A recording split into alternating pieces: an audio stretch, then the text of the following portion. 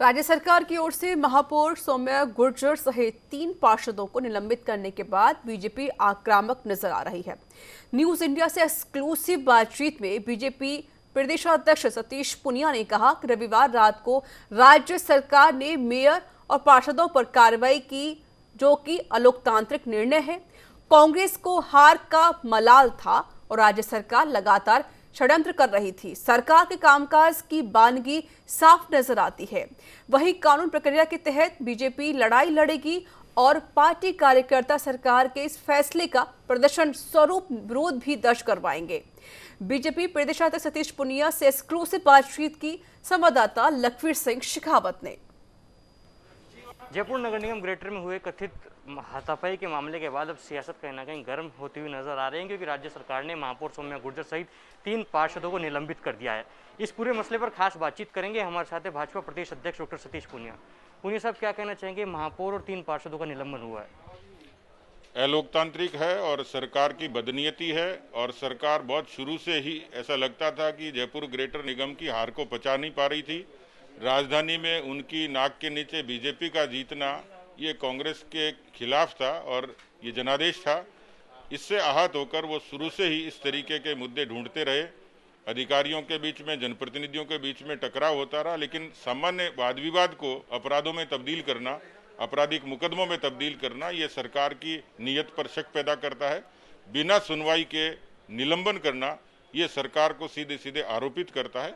Bharatiya Janata party कानूनी लड़ाई भी लड़ेगी और आज जयपुर शहर में 5 बजे पूरे शहर में हम लोग वार्डवार इसका प्रदर्शन करेंगे, धरने करेंगे। कल 11 बजे पूरे प्रदेश में पार्टी सभी मंडलों पर इस तरीके के प्रदर्शन का आयोजन करेगी। पुनिया जी, पहली बार ऐसा हुआ है राजस्थान के इतिहास में, तो क्या भारतीय जनता पार्टी का जहां नगर पालिकाओं में बोर्ड स्थापित है, क्या इसी वजह से वहां चिन्हित करके ये प्रकरण किया जा रहा है? हाँ, निश्चित रूप से जो जानकारी मुझे मिलती है प्रदेश भर से, उसमें जहाँ भारतीय जनता पार्टी के बोर्ड काबिज हैं वहाँ या तो कर्मचारी नहीं है, या बजट की व्यवस्था नहीं है, या इस तरीके से निर्वाचित चेयरमैन को परेशान करने की साजिश की जा रही है। उसके उलट कांग्रेस के जहाँ पर पार्षद और इस तरीके के चेयरमैन हैं उनको सहूलियतें भी दी जा रही हैं और उनके अनियमितताओं के खिलाफ सरकार कोई कार्रवाई नहीं कर रही। आपने उदाहरण भी दिया कि 1975 में आपातकाल भी जून के महीने में लगा था और ये विनाशकाली विपरीत बुद्धि है। किस प्रकार से देखते हैं? मैं इसको इस रूप में देखता हूं कि बकरे की मां कब तक खैर मनाएगी। इस तरीके से यदि हरकतें कांग्रेस पार्टी की सरकार करती है तो जो अंतर्द्वंद उनके भीतर चलता है, जो कमजोरियां सरकार की हैं, वो अपने आप में एक विनाश को आमंत्रित करती हैं। मुझे लगता है कि ये तो एक छोटी सी बानगी है कि उन्होंने निलंबन किया, लेकिन उस सरकार के खिलाफ इतने सारे मसले हैं। हम सड़क पर भी लड़ेंगे और समय आएगा तो संवैधानिक संस्थाओं को भी हम अपने तरफ से ज्ञापन देंगे, गवर्नर से मिलेंगे।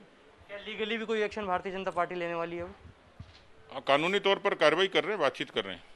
भाजपा प्रदेश अध्यक्ष डॉक्टर सतीश पुनिया कह रहे हैं कि जो भी मेयर सौम्या गुर्जर और तीनों पार्षदों के समर्थन में भारतीय जनता पार्टी को करना होगा वो करेगी।